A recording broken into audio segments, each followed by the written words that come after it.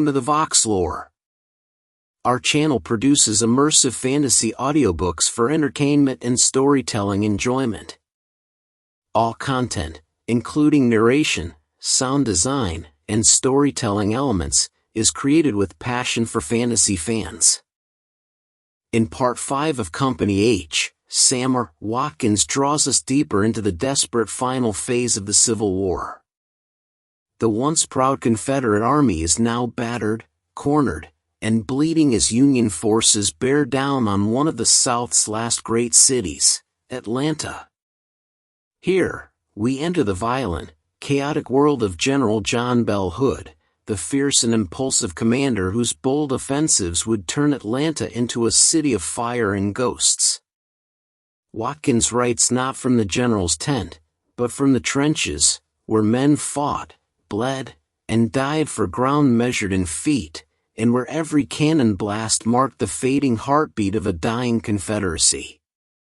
This chapter is a study in contrast, courage and confusion, honor and futility, strategy and slaughter. Watkins bears witness to Hood's gamble, attacking against impossible odds, and the high cost paid by the ordinary soldier in the name of glory. As the flames of Atlanta rise, so too does the sense of inevitable collapse. Yet even in this dark hour, Watkins delivers his story with sharp wit, weary insight, and the unshakable voice of a man who endured it all. Chapter 13. Atlanta. Hood strikes. General John B. Hood had the reputation of being a fighting man, and wishing to show Jeff Davis what a bully fighter he was, lights in on the Yankees on Peachtree Creek. But that was I give a dare affair. General William B. Bates' division gained their works, but did not long hold them. Our division, now commanded by General John C. Brown, was supporting Bates' division, our regiment supporting the 154th Tennessee, which was pretty badly cut to pieces, and I remember how mad they seemed to be, because they had to fall back. Hood thought he would strike while the iron was hot, and while it could be hammered into shape, and make the Yankees believe that it was the powerful arm of Old Joe that was wielding the sledge. But he was like the fellow who took a piece of iron to the shop, intending to make him an axe. After working for some time and failing, he concluded he would make him a wedge, and, failing in this, said, "I'll make a skeo." So he heats the iron red hot and drops it into the slack tub, and it went SKEOW, bubble, bubble, SKEOW, bust, killing a Yankee scout. On the night of the 20th, the Yankees were on Peachtree Creek, advancing toward Atlanta. I was a vidette that night, on the outpost of the army. I could plainly hear the moving of their army, even the talking and laughing of the Federal soldiers. I was standing in an old sedge field. About midnight everything quieted down. I was alone in the darkness, left to watch while the army slept. The pale moon was on the wane, a little yellow arc, emitting but a dim light, and the clouds were lazily passing over it, while the stars seemed trying to wink and sparkle and make night beautiful. I thought of God, of heaven, of home, and I thought of Jenny, her whom I had ever loved, and who had given me her troth in all of her maiden purity, to be my darling bride so soon as the war was over. I thought of the scenes of my childhood, my schoolboy days. I thought of the time when I left peace and home, for war and privations. I had Jenny's picture in my pocket Bible, alongside of a braid of her beautiful hair. And I thought of how good, how pure, and how beautiful was the woman, who, if I lived, would share my hopes and struggles, my happiness as well as troubles, and who would be my darling bride, and happiness would ever be mine. An owl had lit on an old tree near me and began to who are you? And his mate would answer back from the lugubrious depths of the Chattahoochee swamps. A shivering owl also sat on the limb of a tree and kept up its dismal wailings. And ever now and then I could hear the tingle, tingle, tingle of a cow bell in the distance, and the shrill cry of the whip-poor-will. The shivering owl and whip-poor-will seemed to be in a sort of talk, and the jack-o'-lanterns seemed to be playing spirits, when, hush! What is that? Listen! It might have been 2 o'clock, and I saw, or thought I saw, the dim outlines of a Yankee soldier, lying on the ground not more than 10 steps from where I stood. I tried to imagine it was a stump or hallucination of the imagination. I looked at it again. The more I looked, the more it assumed the outlines of a man. Something glistens in his eyes. Am I mistaken? Tut, tut, it's nothing but a stump, you are getting demoralized. What? It seems to be getting closer. There are 2 tiny specks that shine like the eyes of a cat in the dark. Look here, thought I, you are getting nervous. Well, I can stand this doubt and agony no longer. I am going to fire at that object anyhow, let come what will. I raised my gun, placed it to my shoulder, took deliberate aim, and fired, and wah-wee-oo, the most unearthly scream I ever heard, greeted my ears. I broke and run to a tree nearby, and had just squatted behind it, when zip, zip, 2 balls from our picket post struck the tree in 2 inches of my head. I hallooed to our picket not to fire, that it was me, the vidit. I went back, and says I, who fired those 2 shots? 2 fellows spoke up and said that they did it. No sooner was it spoken, than I was on them like a duck on a June bug, Pugnus et calcibus. We fought and fit, and gouged and bit, right there in that picket post. I have the marks on my face and forehead where one of them struck me with a Yankee zinc canteen, filled with water.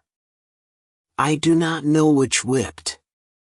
My friends told me that I whipped both of them, and I suppose their friends told them that they had whipped me.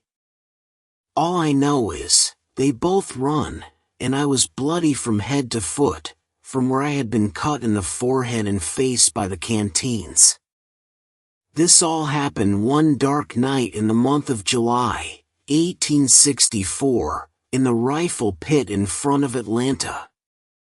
When day broke the next morning, I went forward to where I had shot at the boogaboo of the night before, and right there I found a dead Yankee soldier, fully accoutered for any emergency, his eyes wide open.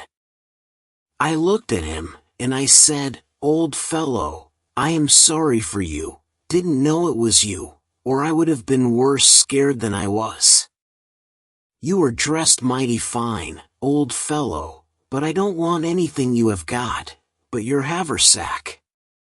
It was a nice haversack, made of chamois skin. I kept it until the end of the war, and when we surrendered at Greensboro, N.C., I had it on. But the other soldiers who were with me went through him and found $12 in greenback, a piece of tobacco, a gun wiper and gun stopper and wrench, a looking glass and pocket comb, and various and sundry other articles.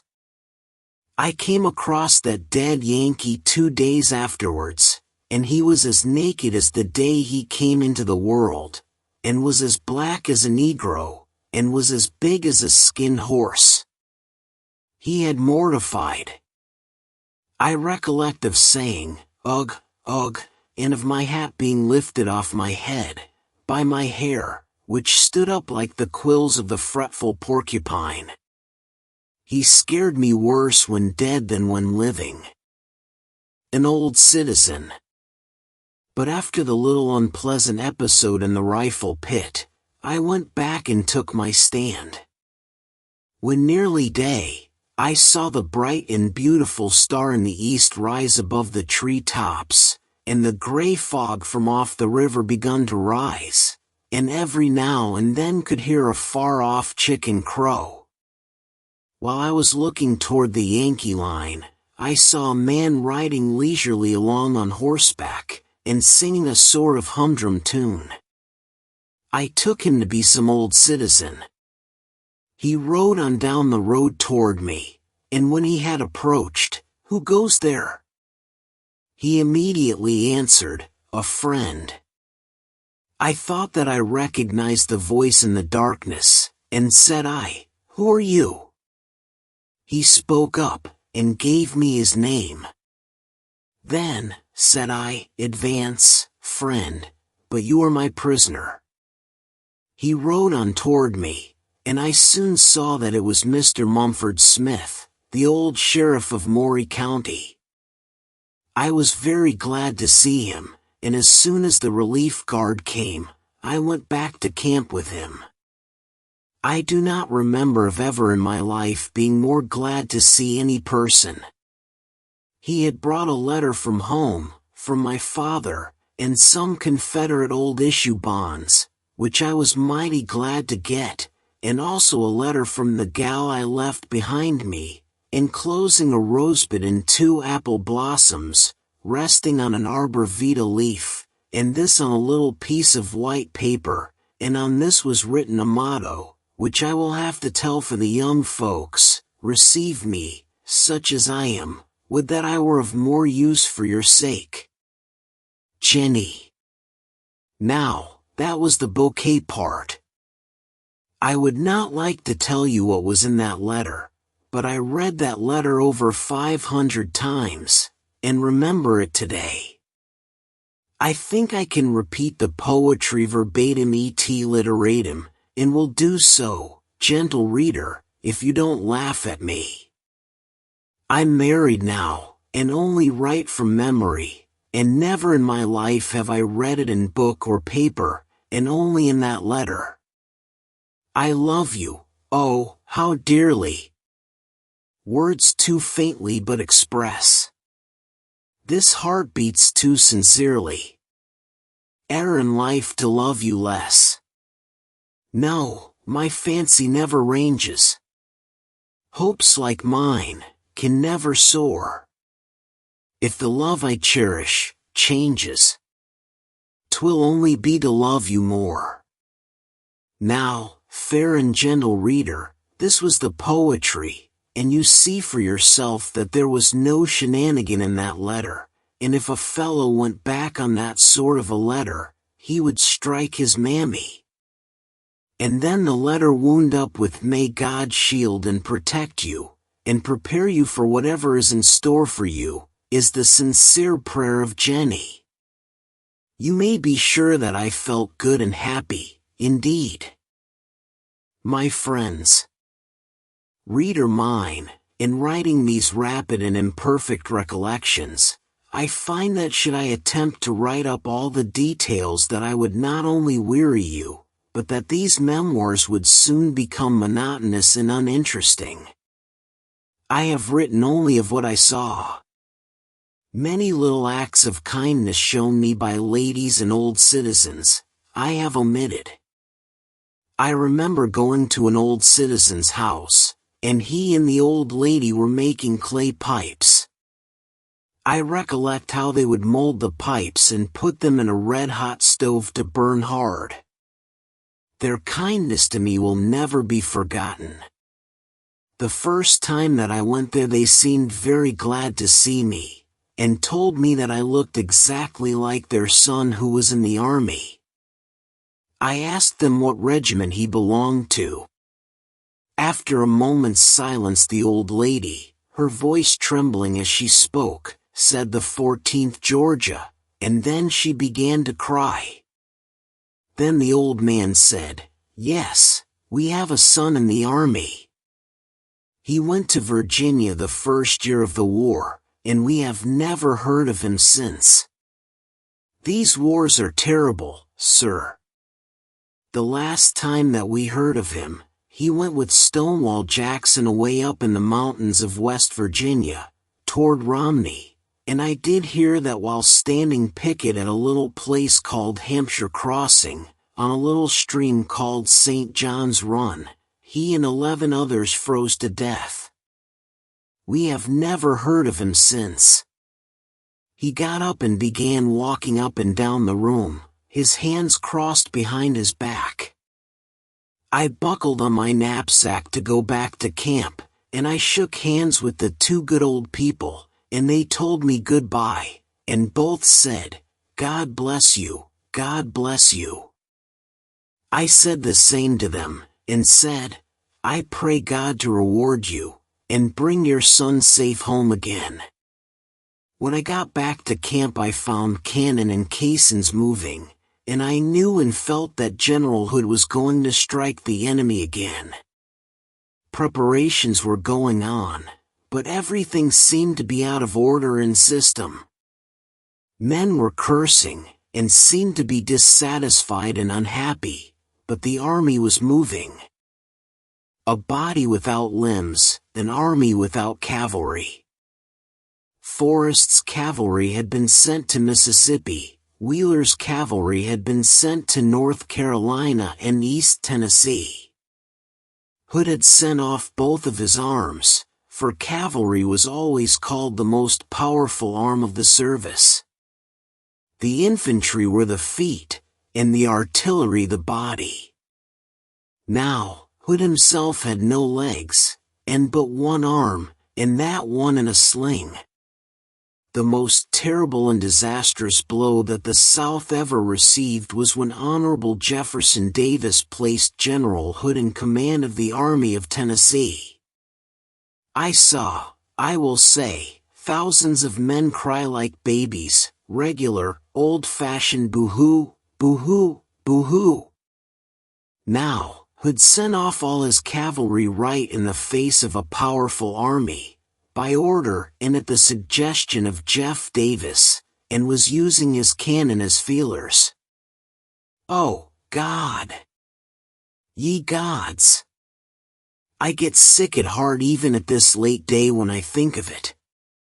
I remember the morning that General Wheeler's cavalry filed by our brigade, and of their telling us, "Goodbye, boys, goodbye, boys."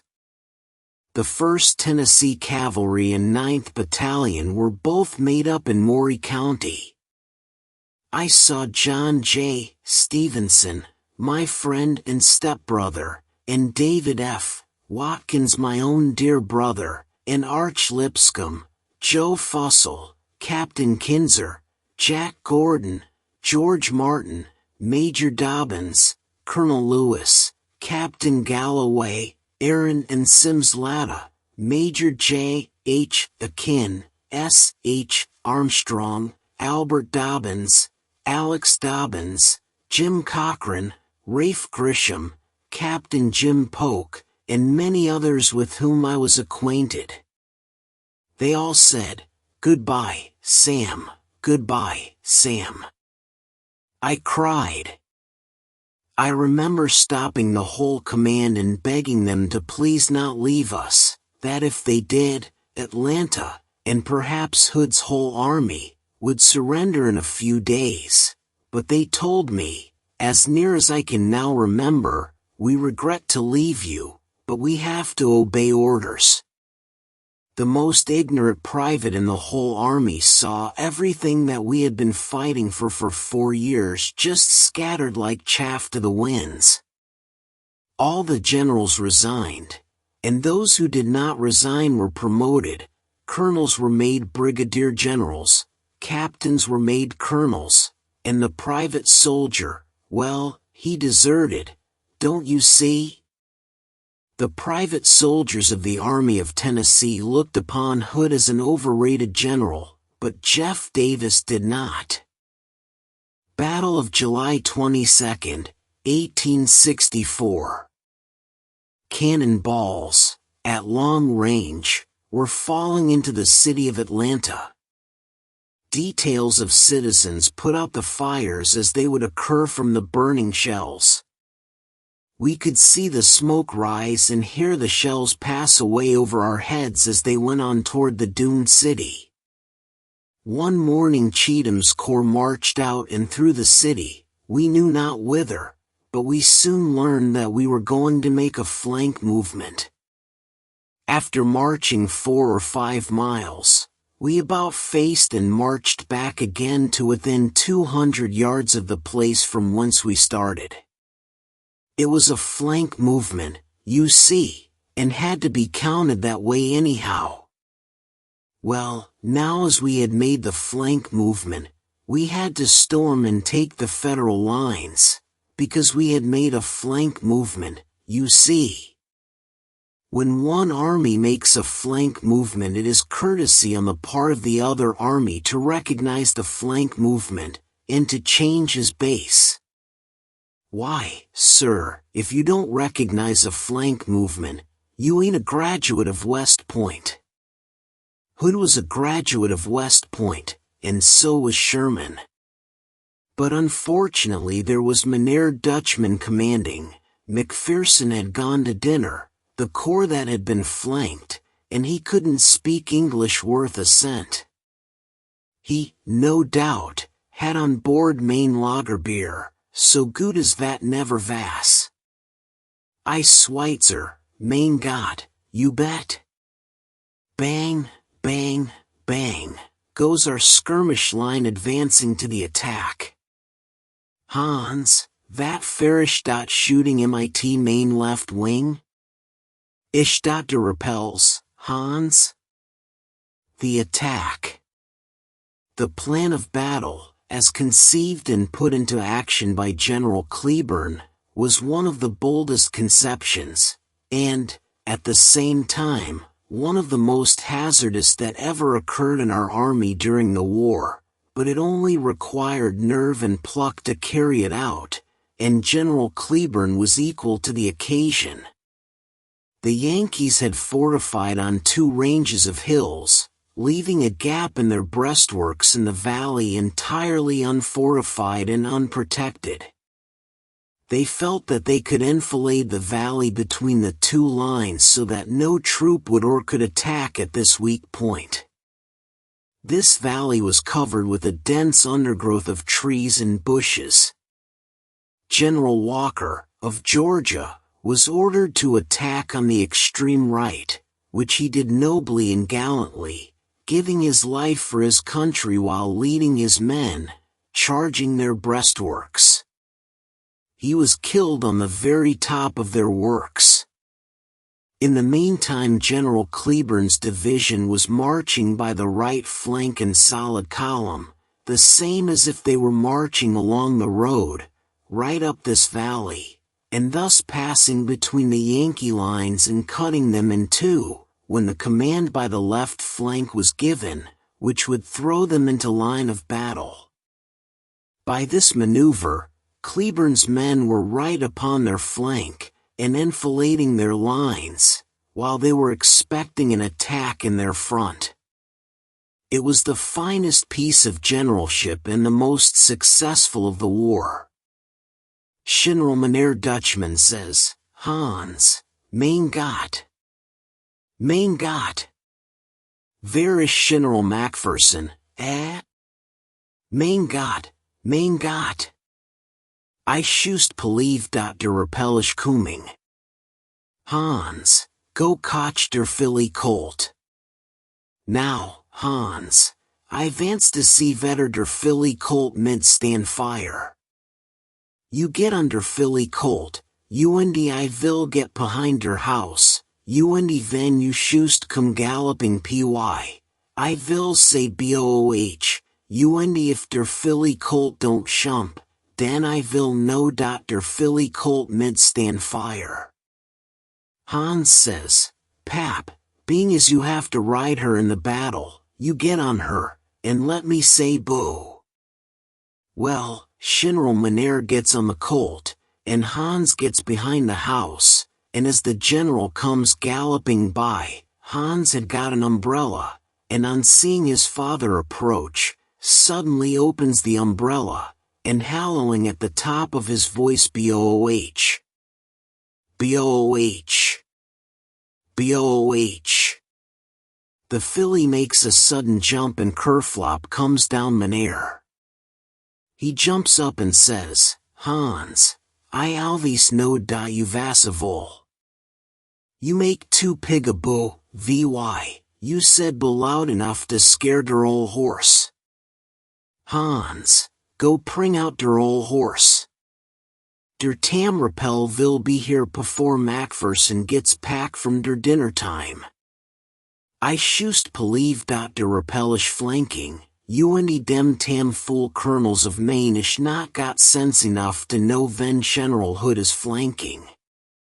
Hans, bring out der old horse, I want to find out vetter Macpherson ish got pack from der dinner time or not." We were supporting General Cleburne's division. Our division, Cheatham's, was commanded by General John C. Brown. Cleburne's division advanced to the attack. I was marching by the side of a soldier by the name of James Galbraith, and a conscript from the Mt. Pleasant country. I never heard a man pray and go on so before in my life. It actually made me feel sorry for the poor fellow. Every time that our line would stop for a few minutes, he would get down on his knees and clasp his hands and commence praying. He kept saying, "Oh, my poor wife and children. God have mercy on my poor wife and children. God pity me and have mercy on my soul." Says I, "Galbraith, what are you making a fool of yourself that way for? If you are going to be killed, why you are as ready now as you ever will be, and you are making everybody feel bad. Quit that nonsense." He quit, but kept mumbling to himself, "God have mercy. God have mercy." Cleburne had reached the Yankee breastworks, the firing had been and was then terrific. The earth jarred, and shook, and trembled, at the shock of battle as the two armies met. "Charge, men!" And I saw the Confederate flag side by side with the Federal flag. A courier dashed up and said, "General Cleburne has captured their works, advance and attack upon his immediate left. Attention, forward." A discharge of cannon, and a ball tore through our ranks. I heard Galbraith yell out, "Oh, God, have mercy on my poor soul." The ball had cut his body nearly in two. Poor fellow, he had gone to his reward. We advanced to the attack on Cleburne's immediate left. Cleburne himself was leading us in person, so that we would not fire upon his men, who were then inside the Yankee line. His sword was drawn. I heard him say, "Follow me, boys." He ran forward, and amid the blazing fires of the Yankee guns was soon on top of the enemy's works. He had on a bobtail Confederate coat, which looked as if it had been cut out of a scrimp pattern. You see, I remember the little things. We were but a few paces behind, following close upon him, and soon had captured their line of works. We were firing at the flying foe, astraddle of their lines of battle. This would naturally throw us in front, and Cleburne's corps supporting us. The Yankee line seemed routed. We followed in hot pursuit, but from their main line of entrenchment, which was diagonal to those that we had just captured, and also on which they had built forts and erected batteries, was their artillery, raking us fore and aft. We passed over a hill and down into a valley, being under the muzzles of this rampart of death. We had been charging and running, and had stopped to catch our breath right under their reserve and main line of battle. When General George Manny said, "Soldiers, you are ordered to go forward and charge that battery. When you start upon the charge, I want you to go, as it were, upon the wings of the wind. Shoot down and bayonet the cannoneers, and take their guns at all hazards." Old Pat Cleburne thought he had better put in a word to his soldiers.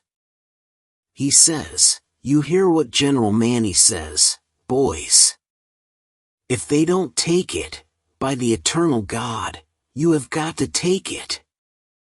I heard an Irishman of the Bloody 10th, and a darn good regiment, be jabbers, speak up, and say, "Faith, General, we'll take up a collection and buy you a battery, be Jasus."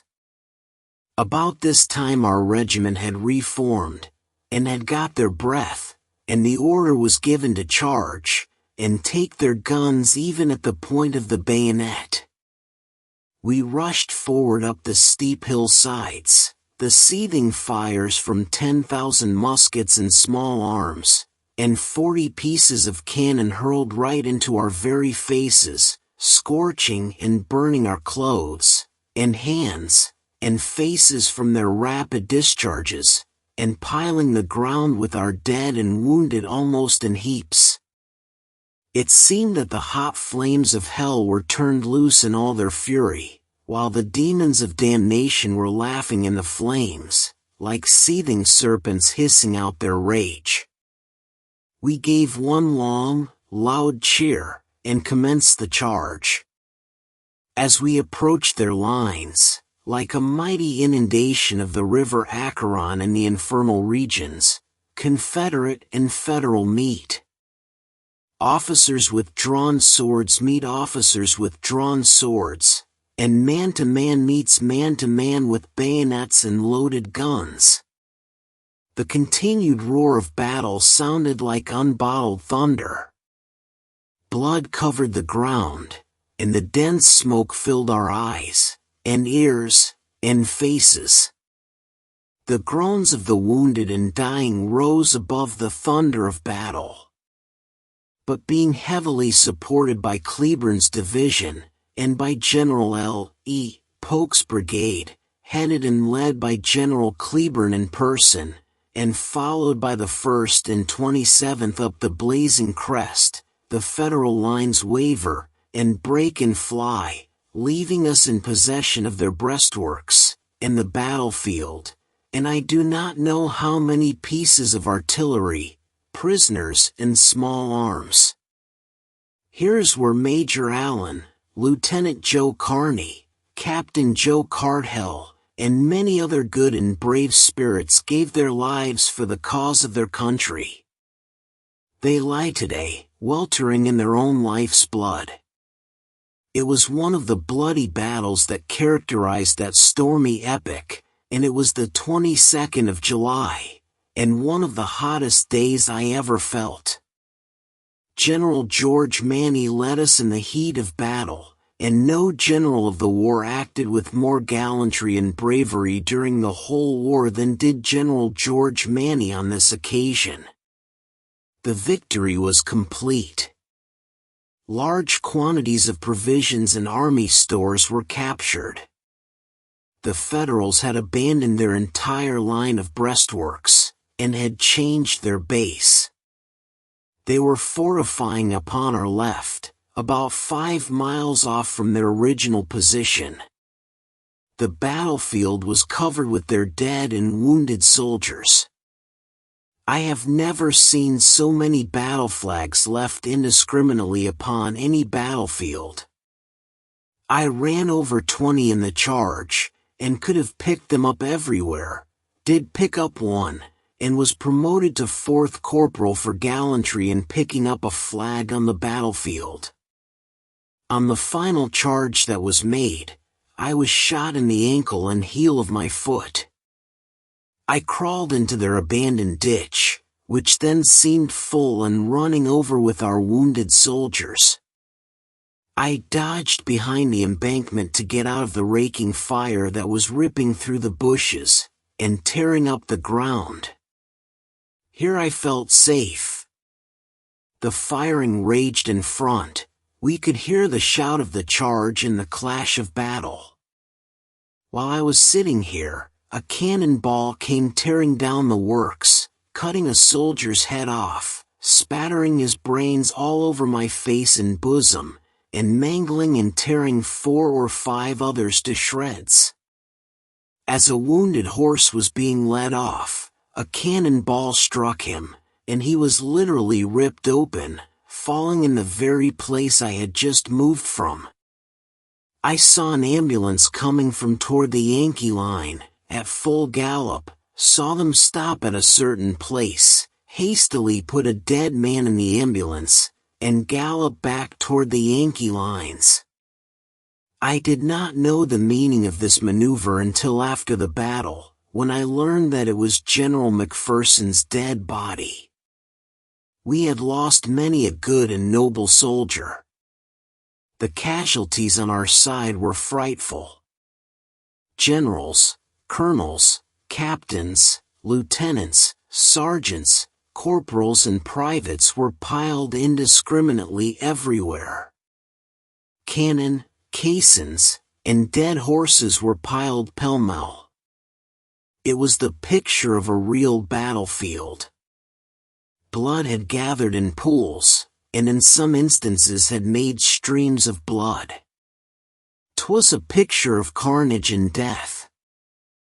I am promoted. Why, hello, Corporal, where did you get those 2 yellow stripes from on your arm?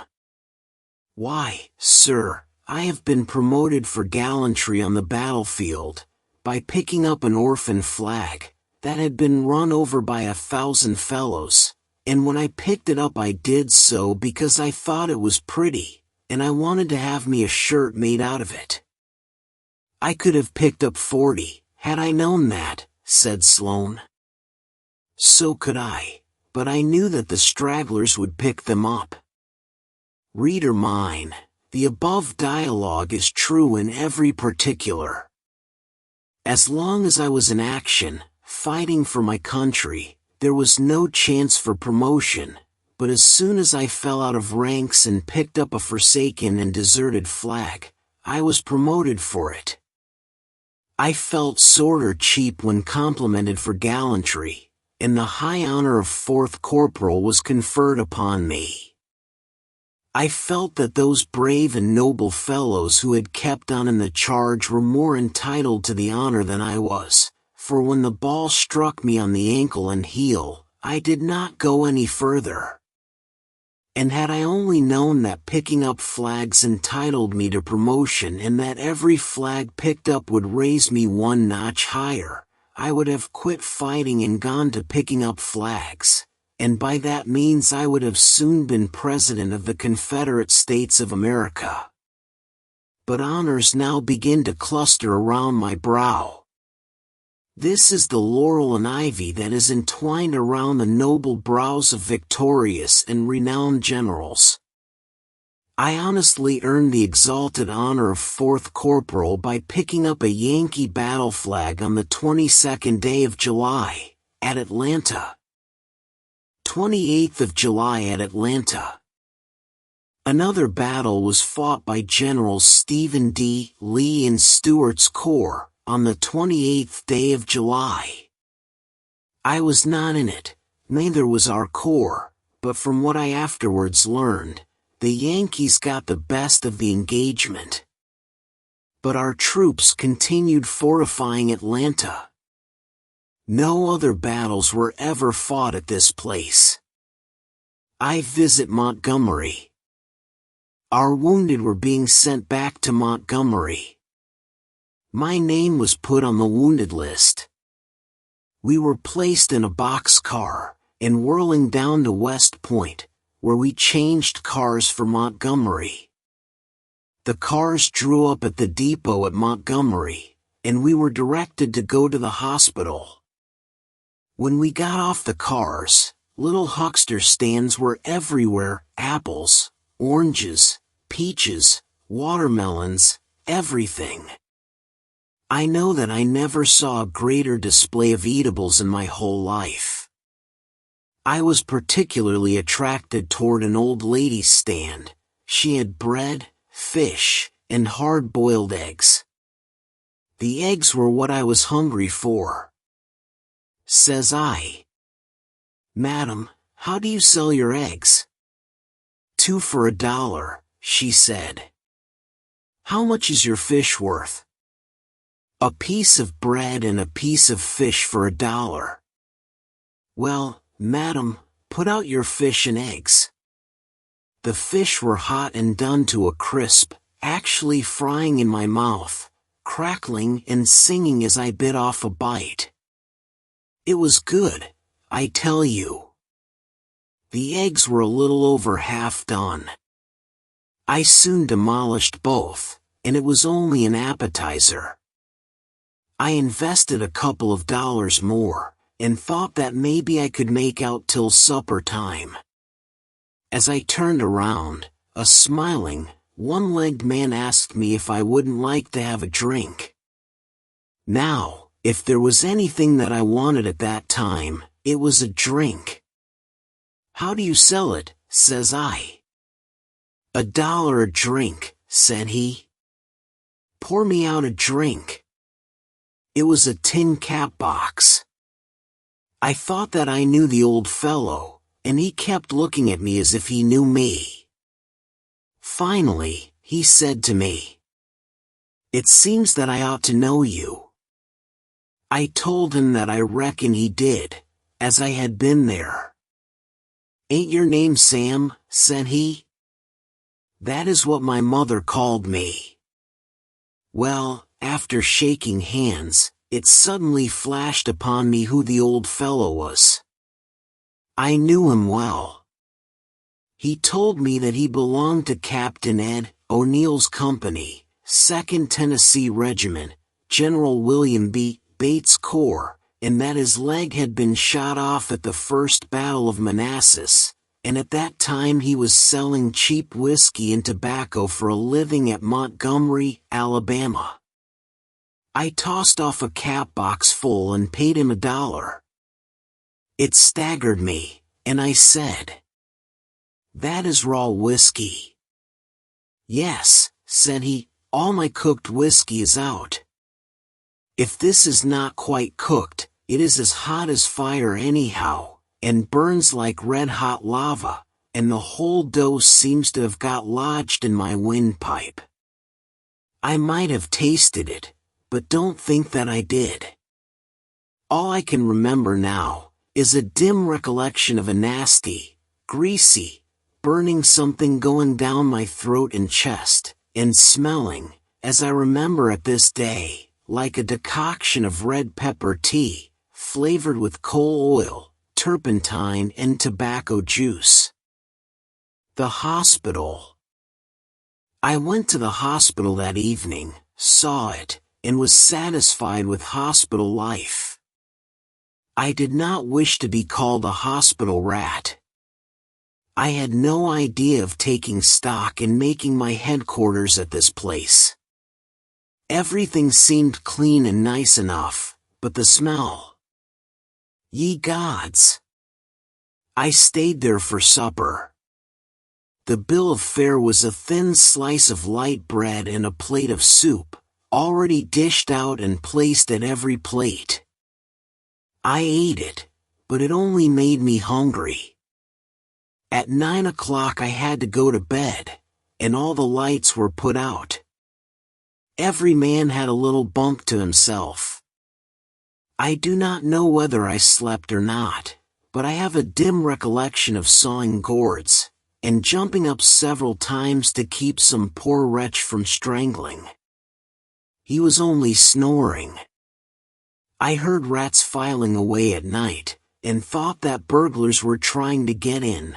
My dreams were not pleasant, if I went to sleep at all. I had not slept off of the ground or in a house in 3 years. It was something new to me, and I could not sleep, for the room was so dark that had I got up I could not have found my way out. I laid there, I do not know how long, but I heard a rooster crow, and a dim twilight began to glimmer in the room, and even footsteps were audible in the rooms below. I got sleepy then, and went off in a doze. I had a beautiful dreamed that I was in heaven, or rather, that a pair of stairs with richly carved balusters and wings, and golden steps overlaid with silk and golden-colored carpeting came down from heaven to my room, and 2 beautiful damsels kept peeping, and laughing, and making faces at me from the first platform of these steps, and every now and then they would bring out their golden harps, and sing me a sweet and happy song. Others were constantly passing, but always going the same way. They looked like so many schoolgirls, all dressed in shining garments. 2 or 3 times the 2 beautiful girls would go up the stairs and return, bringing fruits and vegetables that shined like pure gold. I knew that I never had seen 2 more beautiful beings on earth. The steps began to lengthen out, and seemed to be all around me. They seemed to shine a halo of glory all about. The 2 ladies came closer and closer, passing around, having a beautiful wreath of flowers in each hand, and gracefully throwing them backward and forward as they laughed and danced around me. Finally one stopped and knelt down over me and whispered something in my ear. I threw up my arms to clasp the beautiful vision to my bosom, when I felt my arm grabbed, and D.N.ye, I wish you would keep your D.N. arm off my wound, ye hurt me, came from the soldier in the next bunk. The sun was shining full in my face. I got up and went down to breakfast. The bill of fare was much better for breakfast than it had been for supper. In fact, it was what is called a Jarvis breakfast. After breakfast, I took a ramble around the city. It was a nice place, and merchandise and other business was being carried on as if there was no war. Hotels were doing a thriving business, steamboats were at the wharf, whistling and playing their calliopes. I remember the one I heard was playing away down on the Suwannee River. To me it seemed that everybody was smiling, and happy, and prosperous. The Capitol. I went to the Capitol, and it is a fine building, overlooking the city. When I got there, I acted just like everybody that ever visited a fine building. They wanted to go on top and look at the landscape. That is what they all say. Now, I always wanted to go on top, but I never yet thought of landscape. What I always wanted to see was how far I could look, and that is about all that any of them wants. It's mighty nice to go up on a high place with your sweetheart, and hear her say, "La. Ain't it beautiful, now, please don't go there," and how you walk up pretty close to the edge and spit over, to show what a brave man you are. It's bully, I tell you. Well, I wanted to go to the top of the Capitol. Wanted to go up in the cupola. Now, there was an iron ladder running up across an empty space, and you could see 200 feet below from this cupola or dome on top. The ladder was about 10 feet long, spanning the dome. It was very easy to go up, because I was looking up all the time, and I was soon on top of the building. I saw how far I could see, and saw the Alabama River, winding and turning until it seemed no larger than a silver thread. Well, I am very poor at describing and going into ecstasies over fancies. I want some abler pen to describe the scene. I was not thinking about the scene or the landscape, I was thinking how I was going to get down that ladder again. I would come to that iron ladder and peep over, and think if I fell, how far would I have to fall? The more I thought about going down that ladder, the more I didn't feel like going down. Well, I felt that I had rather die than go down that ladder. I'm honest in this. I felt like jumping off and committing suicide rather than go down that ladder. I crossed right over the frightful chasm, but when forbearance ceased to be a virtue, I tremblingly put my foot on the first rung, then grabbed the top of the two projections.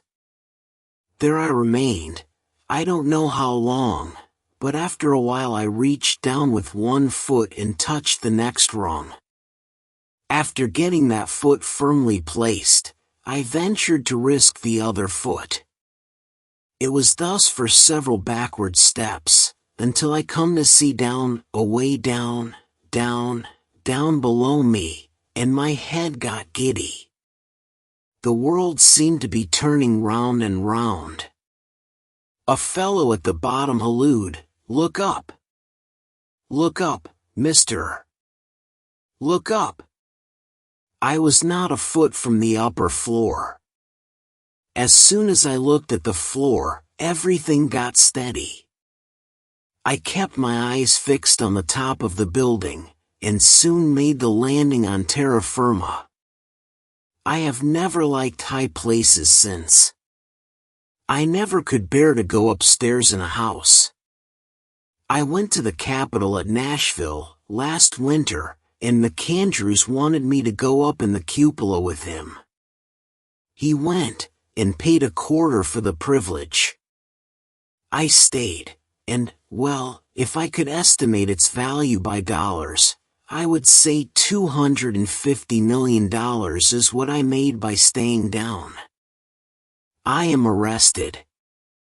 The next day, while the ferryboat was crossing the river, I asked the ferryman to let me ride over.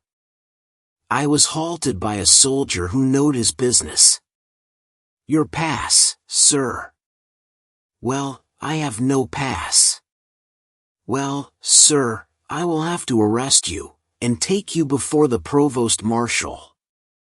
"Very well, sir, I will go with you to the provost or anywhere else." I appear before the provost marshal. "What command do you belong to, sir?" "Well, sir, I belong to Company Aytch, First Tennessee Regiment. I am a wounded man sent to the hospital." "Well, sir, that's too thin. Why did you not get a pass?" "I did not think one was required." "Give me your name, sir." I gave my name. "Sergeant, take this name to the hospital and ask if such name is registered on their books." I told him that I knew it was not. The sergeant returns and reports no such name, when he remarks, "You have to go to the guardhouse." Says I, "Colonel, I knew his rank was that of captain. If you send me to the guardhouse, you will do me a great wrong. Here is where I was wounded." I pulled off my shoe and began to unbandage. "Well, sir, I don't want to look at your foot, and I have no patience with you. Take him to the guardhouse." Turning back I said, "Sir, you are clothed with a little brief authority, and appear to be presuming pretty heavy on that authority, but, sir, well, I have forgotten what I did say." The sergeant took me by the arm, and said, Come, sir, I have my orders." As I was going up the street, I met Captain Dave Buckner, and told him all the circumstances of my arrest as briefly as I could. He said, "Sergeant, bring him back with me to the provost marshal's office." They were as mad as wet hens. Their faces were burning, and I could see their jugular veins go thump, thump, thump.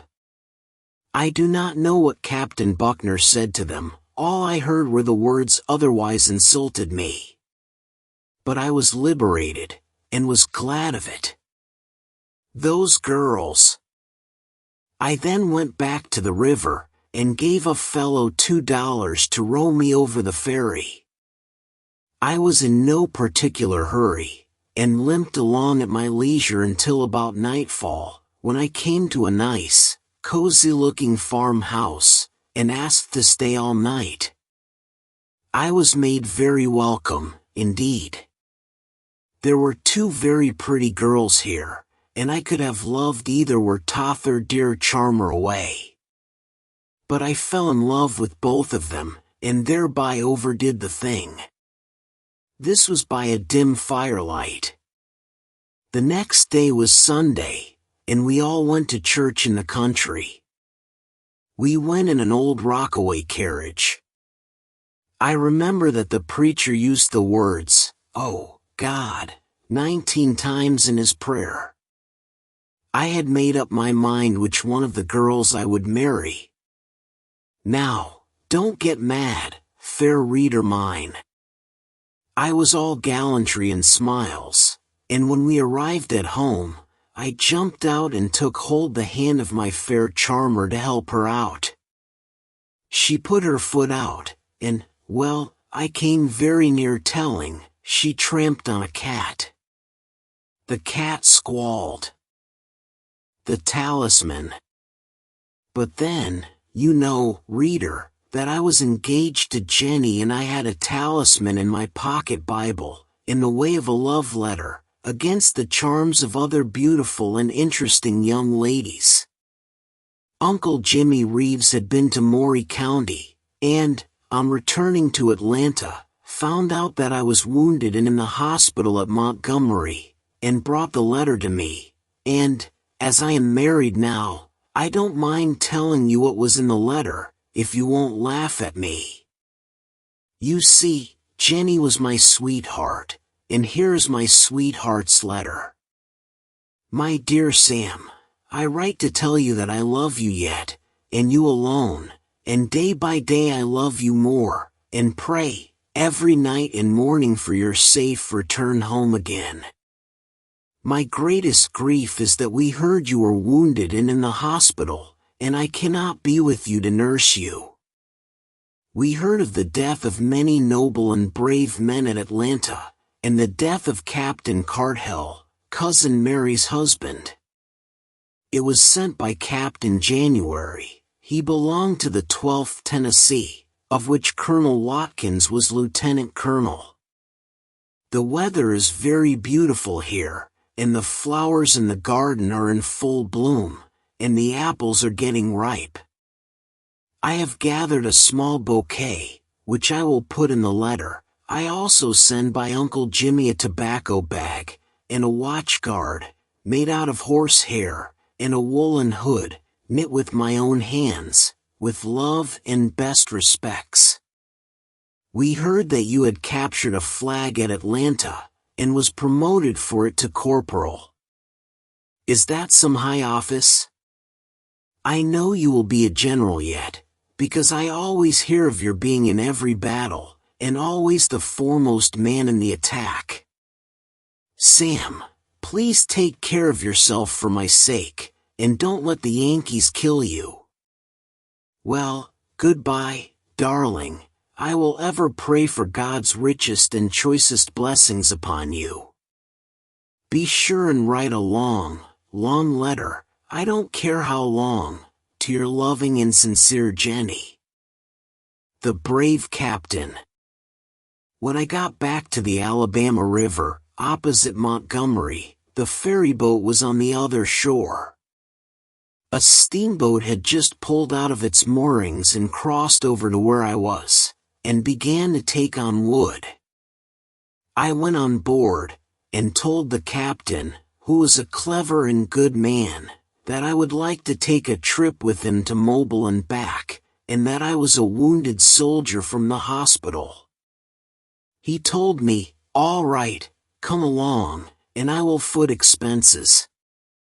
It was about sunset, but along the line of the distant horizon we could see the dark and heavy clouds begin to boil up in thick and ominous columns. The lightning was darting to and fro like lurid sheets of fire, and the storm seemed to be gathering. We could hear the Storm King in his chariot in the clouds, rumbling as he came, but a dead lull was seen and felt in the air and in nature. Everything was in a holy hush, except the hoarse belchings of the engines, the sizzing and frying of the boilers, and the work of the machinery on the lower deck. At last the storm burst upon us in all its fury. It was a tornado, and the women and children began to scream and pray, the mate to curse and swear. I was standing by the captain on the main upper deck, as he was trying to direct the pilot how to steer the boat through that awful storm, when we heard the alarm bell ring out, and the hoarse cry of "Fire! Fire! Fire!" Men were running toward the fire with buckets, and the hose began throwing water on the flames. Men, women, and children were jumping in the water, and the captain used every effort to quiet the panic, and to land his boat with its passengers, but the storm and fire were too much, and down the vessel sank to rise no more. Many had been saved in the lifeboat, and many were drowned. I jumped overboard, and the last thing I saw was the noble and brave captain still ringing the bell, as the vessel went down.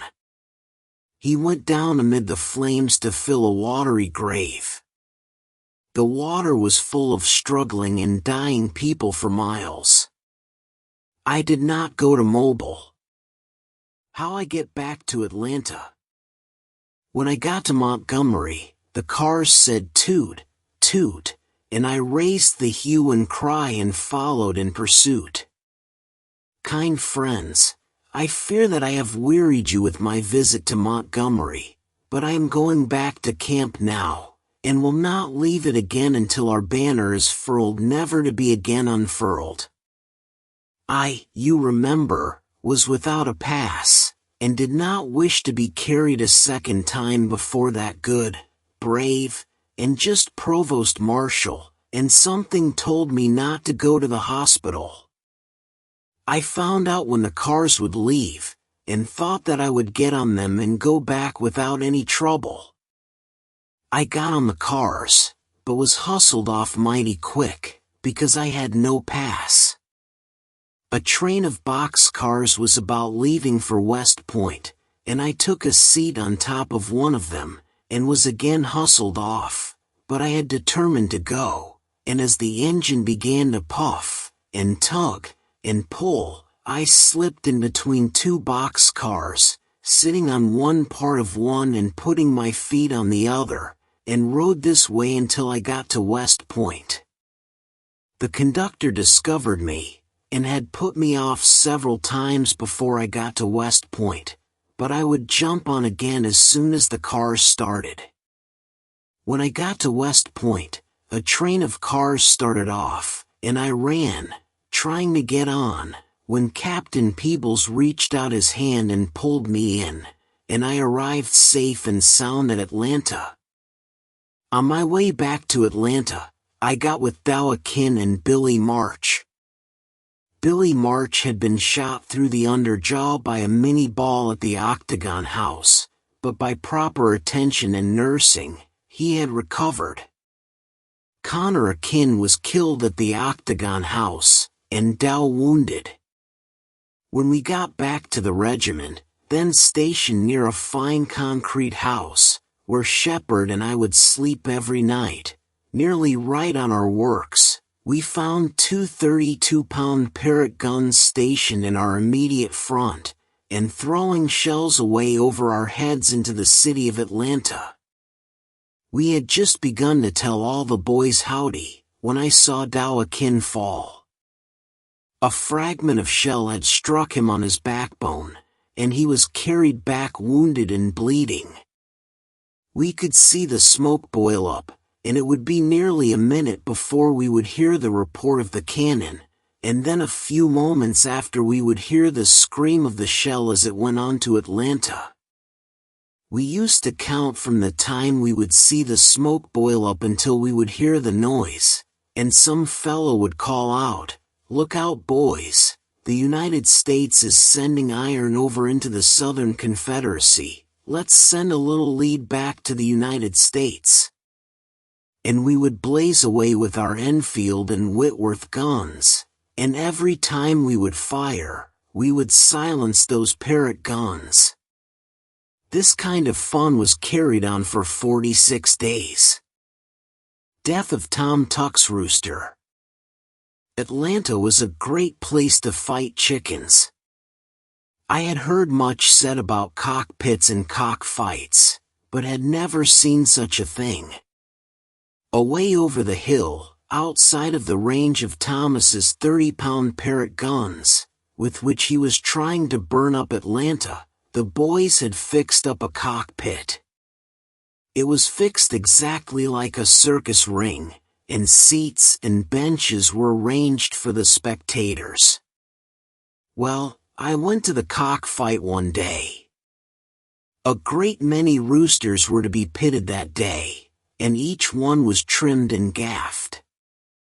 A gaff is a long, keen piece of steel, as sharp as a needle, that is fitted over the spurs. Well, I looked on at the fun. Tom Tuck's rooster was named Southern Confederacy, but this was abbreviated to Confede, and as a pet name, they called him Federal. Well, Fed was a trained rooster, and would clean up a Bigfoot rooster as soon as he was put in the pit. But Tom always gave Fed every advantage. One day a green-looking country hunk came in with a rooster that he wanted to pit against Federal. He looked like a common rail splitter. The money was soon made up, and the stakes placed in proper hands. The gaffs were fitted, the roosters were placed in the pit and held until both were sufficiently mad to fight, when they were turned loose, and each struck at the same time. I looked and poor Fed was dead. The other rooster had popped both gaffs through his head. He was a dead rooster, yeah, a dead cock in the pit. Tom went and picked up his rooster, and said, "Poor Fed, I loved you. You used to crow every morning at daylight to wake me up.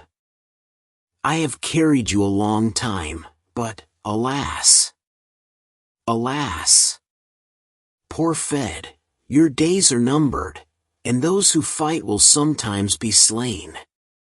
Now, friends, conscripts, countrymen, if you have any tears to shed, prepare to shed them now. I will not bury Federal. The evil that roosters do live after them, but the good is often interred with their bones. So let it not be with Confede. Confede left no will, but I will pick him, and fry him, and dip my biscuit in his gravy. Poor Fed, Confede, Confederacy, I place one hand on my heart and one on my head, regretting that I have not another to place on my stomach, and whisper, softly whisper, in the most doleful accents, goodbye, farewell, a long farewell. Not a laugh was heard, not even a joke. As the dead rooster in the camp kettle they hurried. For Tom had lost $10, and was broke. In the cockpit where Confede was buried. They cooked him slowly in the middle of the day. As the frying pan they were solemnly turning. The hungry fellows looking at him as he lay. With one side raw, the other burning. Some surplus feathers covered his breast. Not in a shroud, but in a tiara they soused him. He lay like a picked chicken taking his rest, while the rebel boys danced and cursed around him. Not a few or short were the cuss words they said. Yet, they spoke many words of sorrow. As they steadfastly gazed on the face of the dead, and thought, what'll we do for chicken tomorrow? Lightly they'll talk of the southern confed that's gone, and o'er his empty carcass upbraid him. But nothing he'll wreck, if they let him sleep on, in the place where they have laid him. Sadly and slowly they laid him down, from the field of fame fresh and gory. They ate off his flesh, and threw away his bones, and then left them alone in their glory. When, cut, slash, bang, debong, and here comes a dash of Yankee cavalry, right in the midst of the camp, under whip and spur, yelling like a band of wild Comanches, and bearing right down on the few mourners around the dead body of Confed. After making this bold dash, they about faced, and were soon out of sight. There was no harm done, but, alas, that cooked chicken was gone. Poor Confed! To what a sad end you have come. Just to think, that but a few short hours ago, you was a proud rooster, was cock of the walk, and was considered invincible. But, alas, you have sunk so low as to become food for Federals. Requiescat in pace, you can crow no more. Old Joe Brown's Pets. By way of grim jest, and a fitting burlesque to tragic scenes, or, rather, to the thing called glorious war, old Joe Brown, then governor of Georgia, sent in his militia. It was the richest picture of an army I ever saw.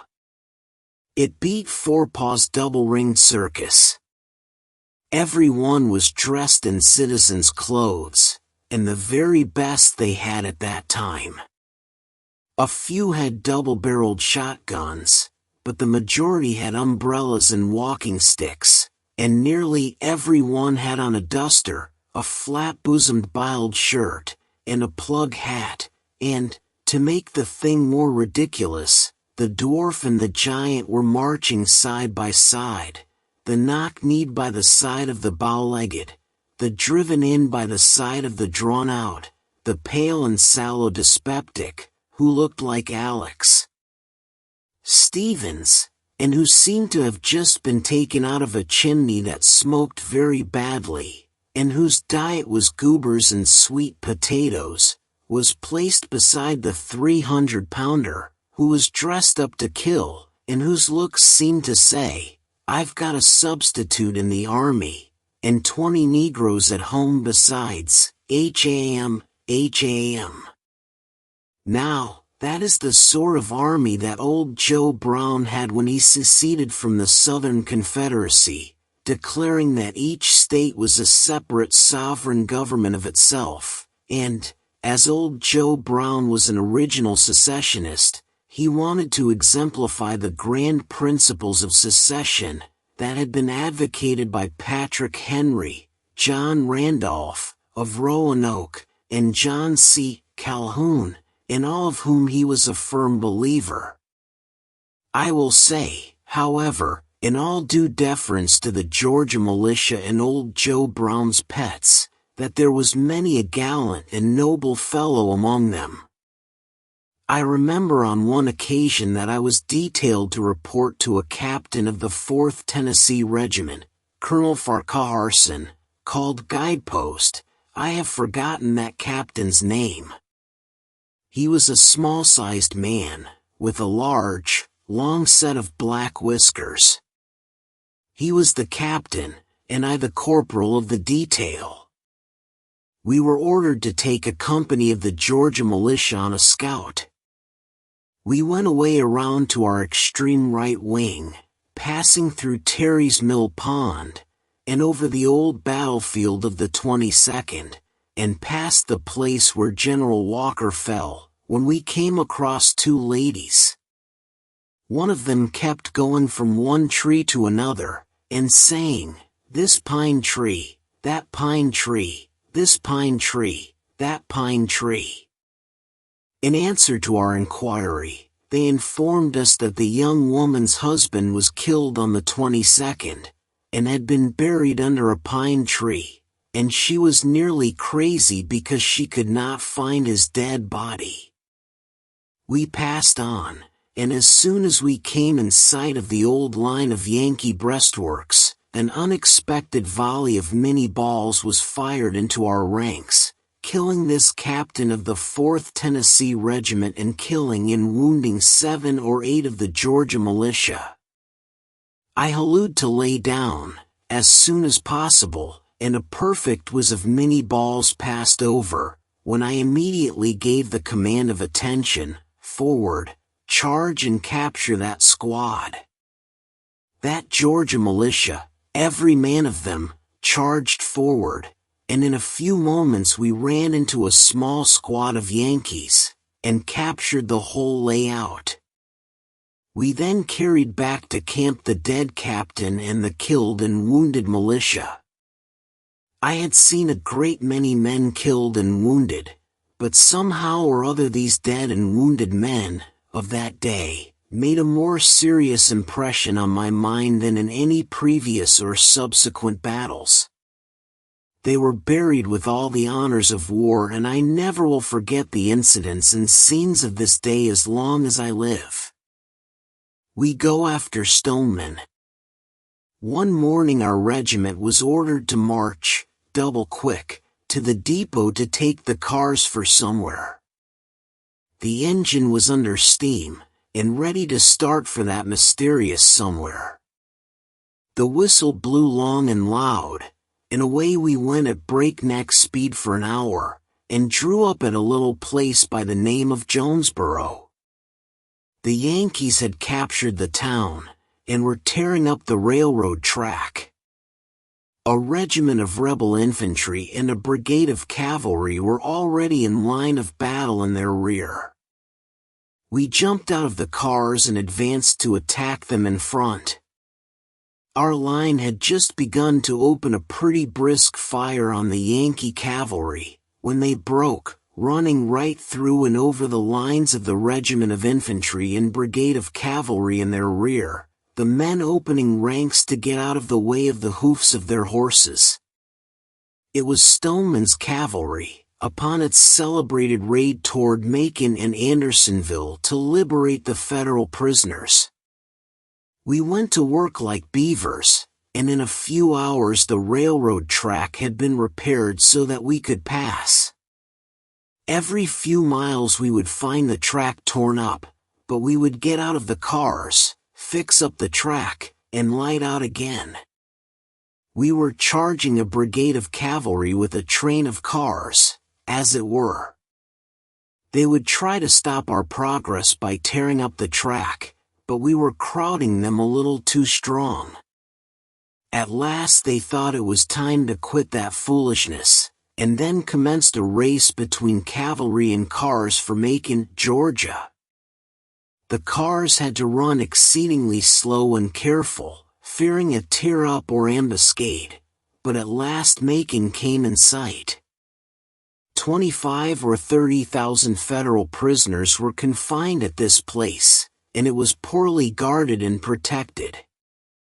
We feared that Stoneman would only march in, overpower the guards, and liberate the prisoners, and we would have some tall fighting to do, but on arriving at Macon, we found that Stoneman and all of his command had just surrendered to a brigade of cavalry in the Georgia militia, and we helped march the gentlemen inside the prison walls at Macon.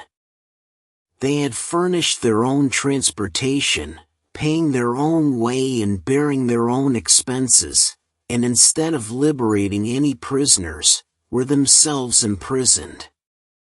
An extra detail was made as guard from our regiment to take them on to Andersonville, but I was not on this detail, so I remained until the detail returned.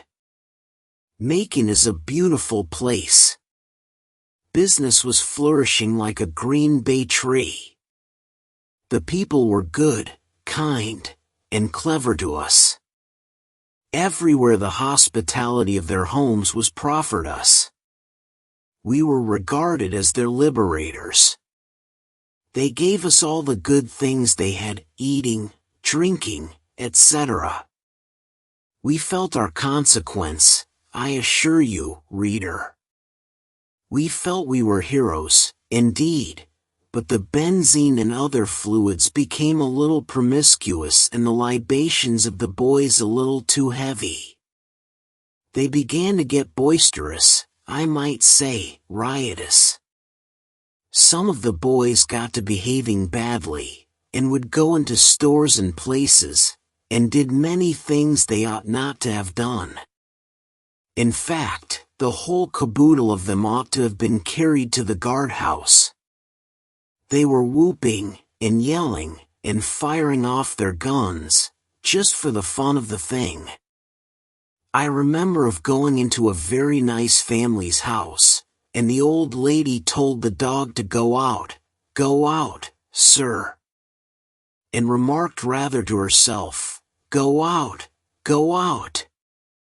I wish you were killed, anyhow. John says, Madam, do you want that dog killed, sure enough? She says, yes, I do. I do wish that he was dead. Before I could even think or catch my breath, bang went John's gun, and the dog was weltering in his blood right on the good lady's floor, the top of his head entirely torn off.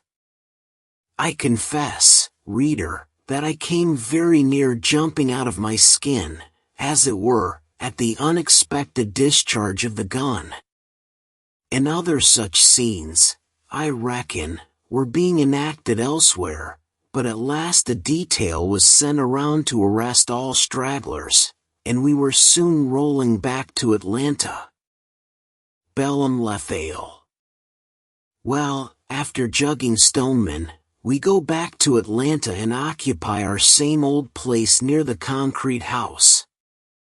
We found everything exactly as we had left it, with the exception of the increased number of graybacks, which seemed to have propagated 1,000-fold since we left, and they were crawling about like ants, making little paths and tracks in the dirt as they wiggled and waddled about, hunting for ye old rebel soldier.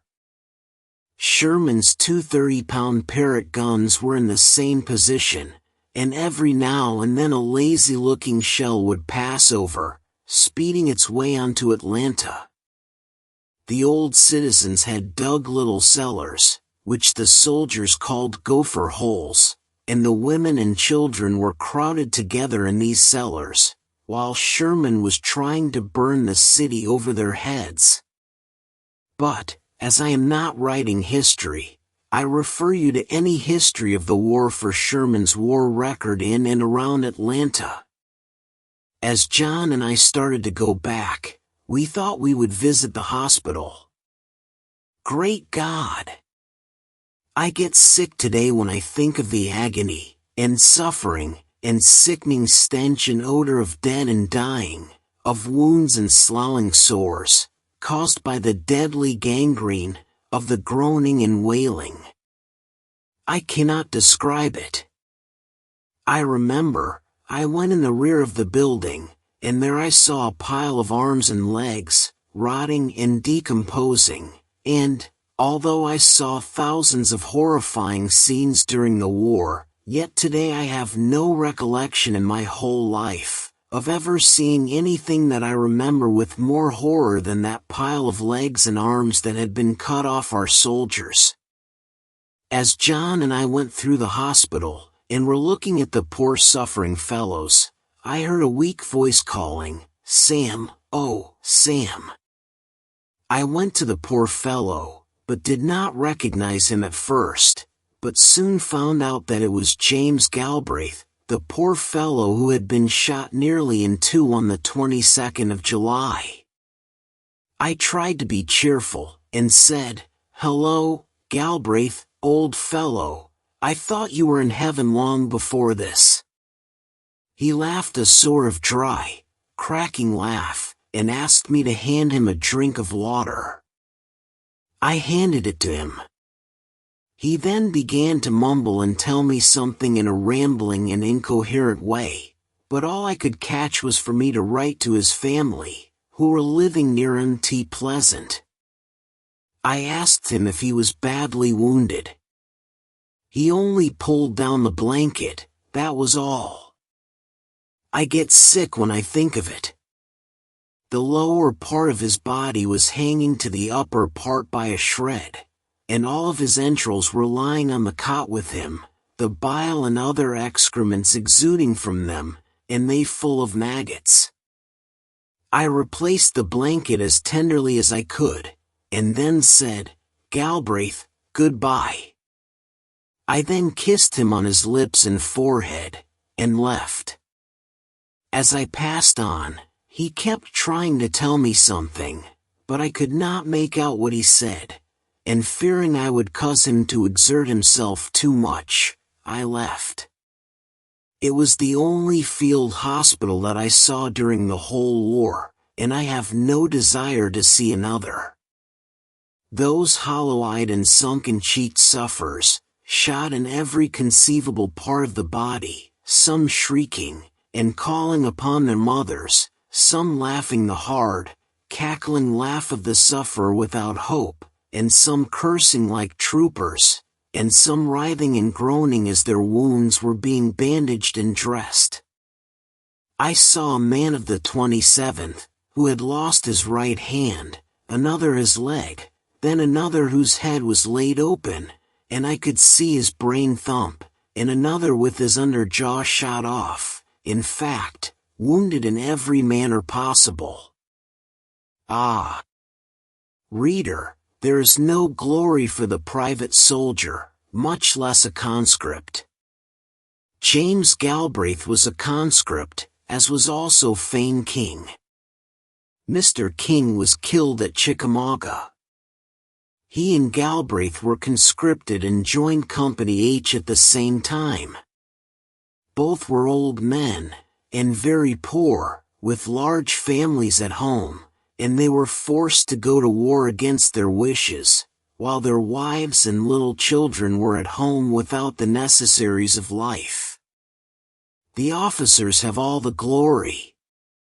Glory is not for the private soldier, such as die in the hospitals, being eat up with the deadly gangrene, and being imperfectly waited on. Glory is for generals, colonels, majors, captains, and lieutenants. They have all the glory, and when the poor private wins battles by dint of sweat, hard marches, camp and picket duty, fasting and broken bones, the officers get the glory. The private's pay was $11 per month, if he got it. The general's pay was $300 per month, and he always got his. I am not complaining. These things happened 16 to 20 years ago. Men who never fired a gun, nor killed a Yankee during the whole war, are today the heroes of the war. Now, I tell you what I think about it. I think that those of us who fought as private soldiers, fought as much for glory as the general did, and those of us who stuck it out to the last, deserve more praise than the general who resigned because some other general was placed in command over him. A general could resign. That was honorable. A private could not resign, nor choose his branch of service, and if he deserted, it was death. The scout and death of a Yankee lieutenant. General Hood had sent off all his cavalry, and a detail was made each day of so many men for a scout, to find out all we could about the movements of the Yankees. Colonel George Porter, of the 6th Tennessee, was in command of the detail. We passed through Atlanta, and went down the railroad for several miles, and then made a flank movement toward where we expected to come in contact with the Yankees. When we came to a skirt of woods, we were deployed as skirmishers. Colonel Porter ordered us to reprime our guns and to advance at 25 paces apart, being deployed as skirmishers, and to keep under cover as much as possible. He need not have told us this, because we had not learned war for nothing. We would run from one tree to another, and then make a careful reconnoiter before proceeding to another. We had begun to get a little careless, when bang! Bang! Bang! It seemed that we had got into a Yankee ambush. The firing seemed to be from all sides, and was rattling among the leaves and bushes. It appeared as if some supernatural, infernal battle was going on and the air was full of smoke. We had not seen the Yankees. I ran to a tree to my right, and just as I got to it, I saw my comrade sink to the ground, clutching at the air as he fell dead. I kept trying to see the Yankees, so that I might shoot. I had been looking 100 yards ahead, when happening to look not more than 10 paces from me, I saw a big 6-foot Yankee with a black feather in his hat, aiming deliberately at me. I dropped to the ground, and at the same moment heard the report, and my hat was knocked off in the bushes. I remained perfectly still, and in a few minutes I saw a young Yankee lieutenant peering through the bushes. I would rather not have killed him, but I was afraid to fire and afraid to run, and yet I did not wish to kill him. He was as pretty as a woman, and somehow I thought I had met him before. Our eyes met. He stood like a statue. He gazed at me with a kind of scared expression. I still did not want to kill him, and am sorry today that I did, for I believe I could have captured him, but I fired, and saw the blood spurt all over his face. He was the prettiest youth I ever saw. When I fired, the Yankees broke and run, and I went up to the boy I had killed, and the blood was gushing out of his mouth. I was sorry. Atlanta forsaken. One morning about the break of day our artillery opened along our breastworks, scaring us almost to death, for it was the first guns that had been fired for more than a month. We sprang to our feet and grabbed our muskets, and ran out and asked someone what did that mean. We were informed that they were feeling for the Yankees. The comment that was made by the private soldier was simply 2 words, and those 2 words were "Oh, shucks." The Yankees had gone, no one knew whither, and our batteries were shelling the woods, feeling for them. "Oh, shucks." "Hello," says Hood, "Warren the Dickens and Tom Walker are them Yanks, hey? Feel for them with long-range feelers." A boom, boom. Can anybody tell me where them Yanks are? Send out a few more feelers. The feelers in the shape of cannon balls will bring them to taw. Boom, boom, boom. For the want of a nail, the shoe was lost. For the want of a shoe the horse was lost. For the want of a horse the general was lost. For the want of a general the battle was lost. Forrest's cavalry had been sent off somewhere. Wheeler's cavalry had been sent away yonder in the rear of the enemy to tear up the railroad and cut off their supplies, etc., and we had to find out the movements of the enemy by feeling for them by shelling the vacant woods. The Yankees were at that time 25 miles in our rear, 100,000 strong, at a place called Jonesboro. I do not know how it was found out that they were at Jonesboro, But anyhow, the news had come and Cheatham's corps had to go and see about it. Stuart's corps must hold Atlanta, and Stephen D. Lee's corps must be stretched at proper distance, so that the word could be passed backward and forward as to how they were getting along. As yet it is impossible to tell of the movements of the enemy, because our cannon balls had not come back and reported any movements to us. We had always heard that cannon balls were blind, and we did not suppose they could see to find their way back. Well, our corps made a forced march for a day and a night, and passed the word back that we had seen some signs of the Yankees being in that vicinity, and thought perhaps a small portion, about 100,000, were nigh about there somewhere. Says he, "It's a strange thing you don't know, send out your feelers." We sent out a few feelers and they report back very promptly that the Yankees are here sure enough, or that is what our feelers say. Pass the word up the line. The word is passed from mouth to mouth of Lee's skirmish line 25 miles back to Atlanta. Well, if that be the case, we will set fire to all of our army stores, spike all our cannon, and play smash generally, and forsake Atlanta. In the meantime, just hold on where you are till Stuart gets through his job of blowing up arsenals, burning up the army stores, and spiking the cannon, and we will send our Negro boy Caesar down to the horse lot to see if he can't catch old Nance.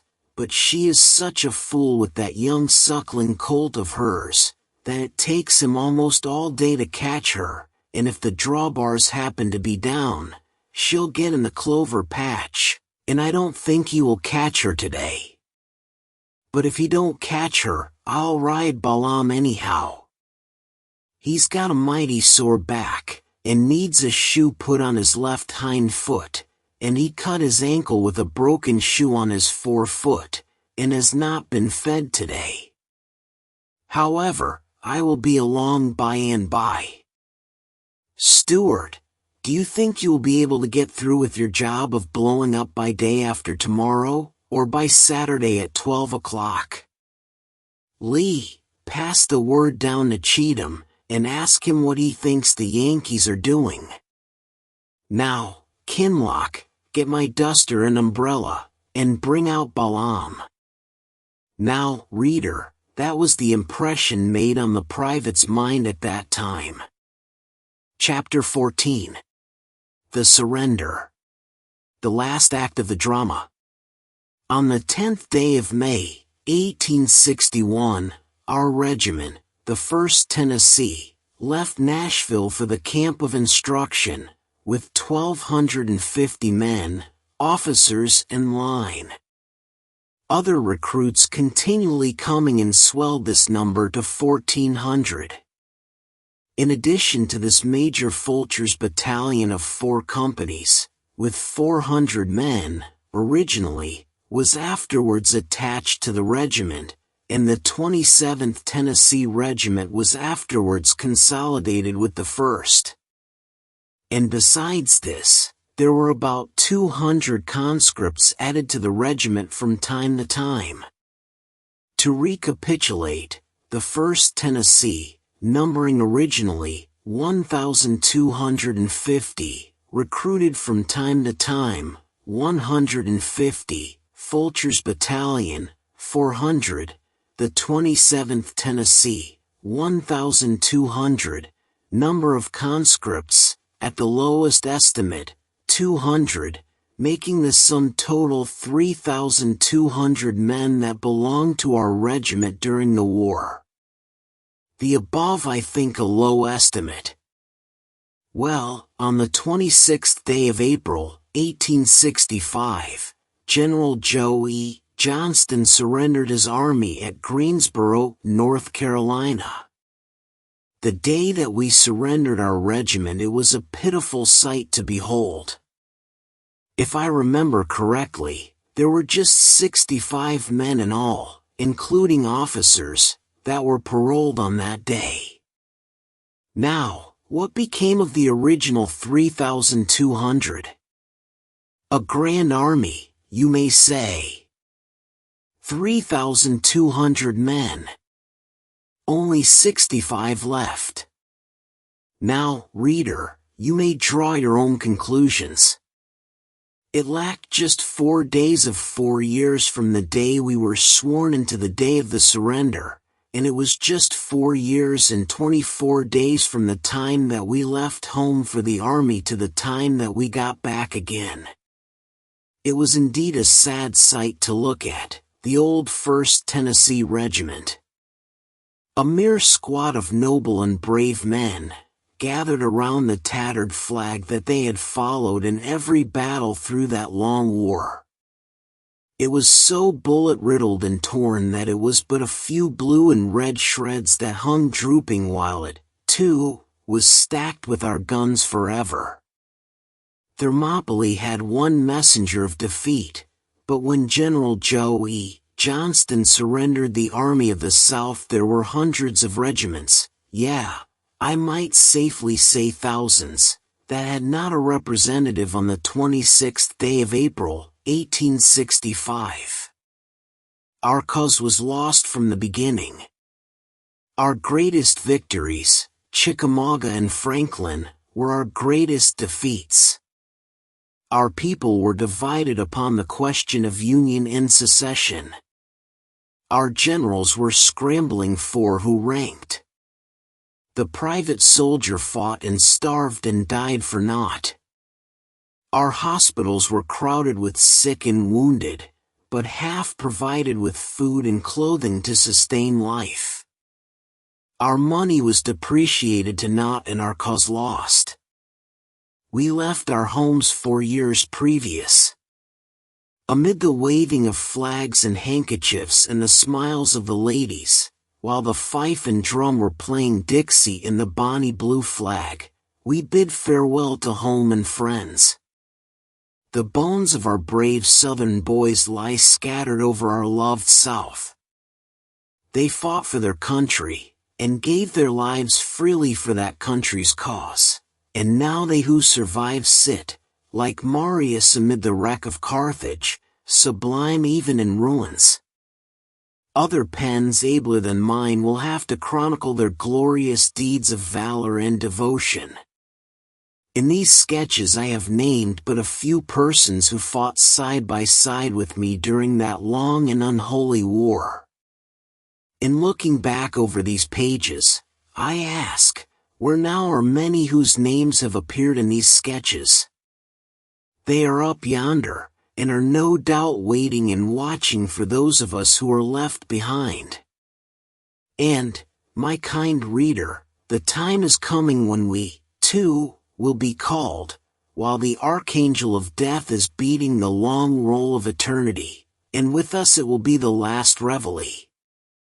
God himself will sound the assembly on yonder beautiful and happy shore, where we will again have a grand reconfederation. We shed a tear over their flower-strewn graves.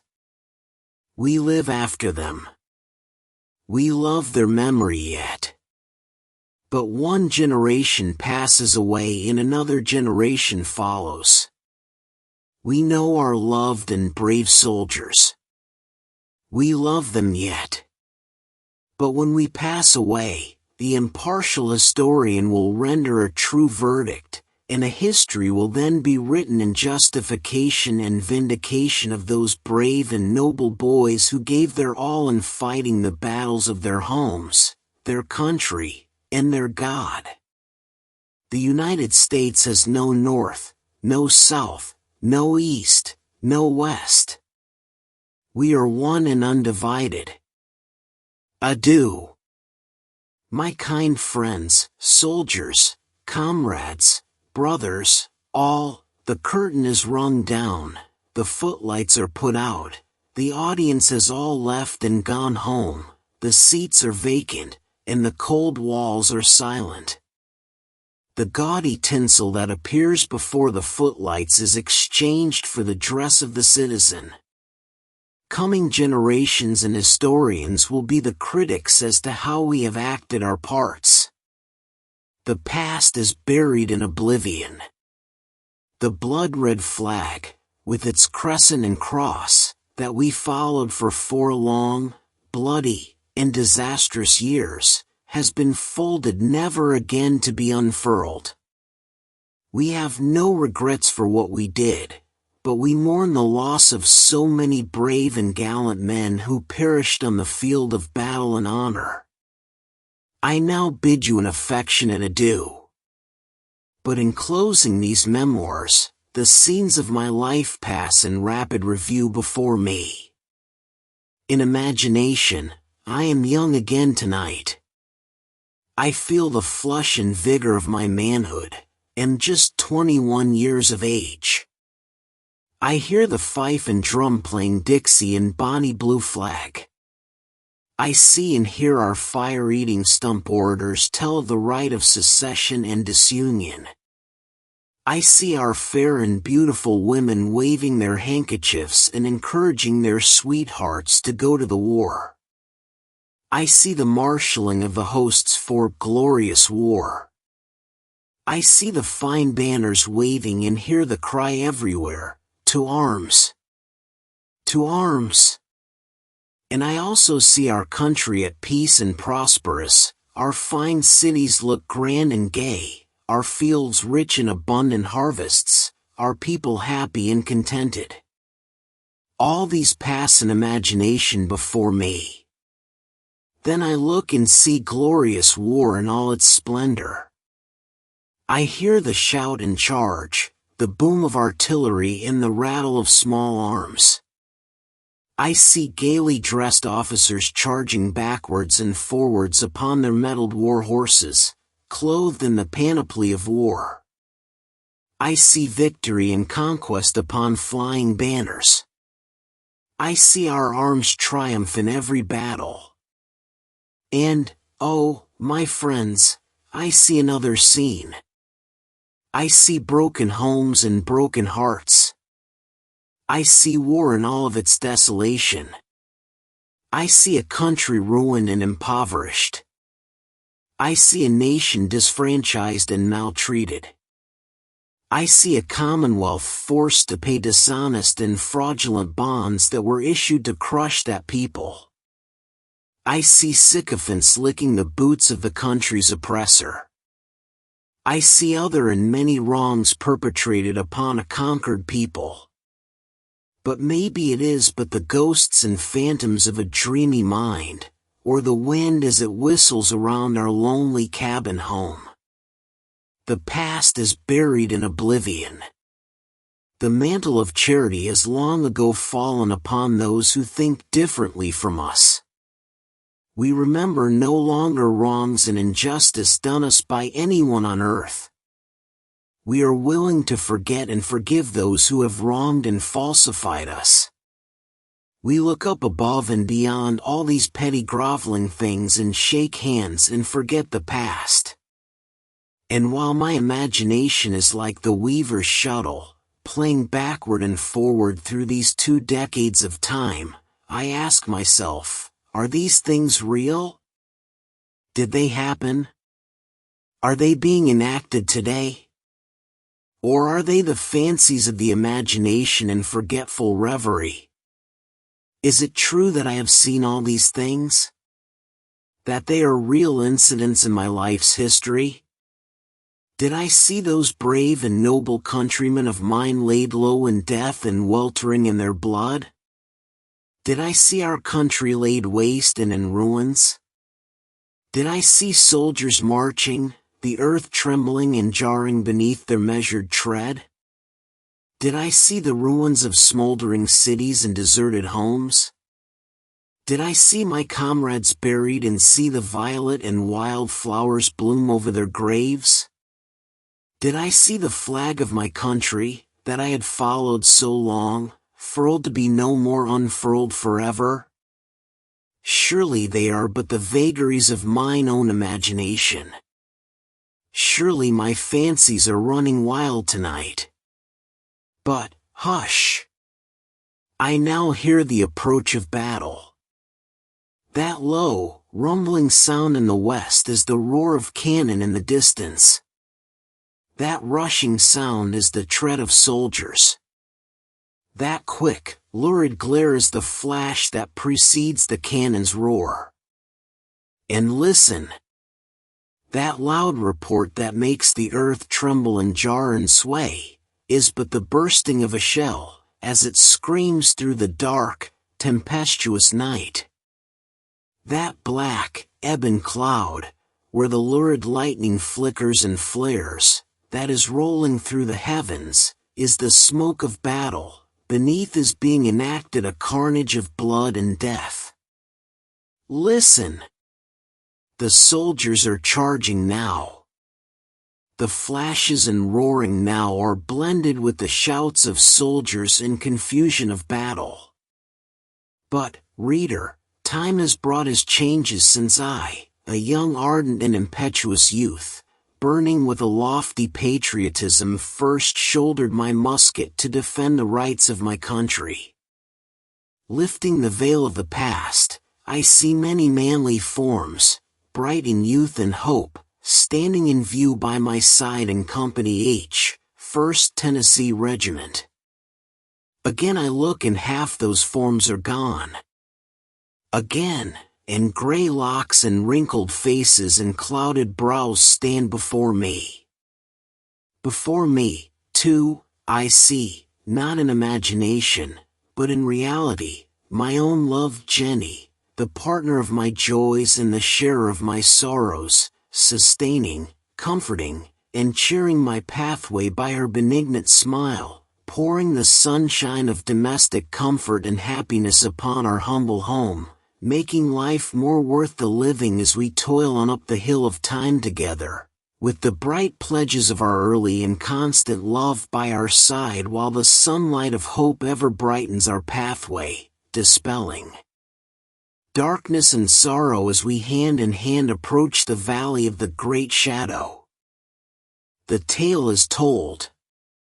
The world moves on, the sun shines as brightly as before, the flowers bloom as beautifully, the birds sing their carols as sweetly, the trees nod and bow their leafy tops as if slumbering in the breeze, the gentle winds fan our brow and kiss our cheek as they pass by, the pale moon sheds her silvery sheen, the blue dome of the sky sparkles with the trembling stars that twinkle and shine and make night beautiful, and the scene melts and gradually disappears forever.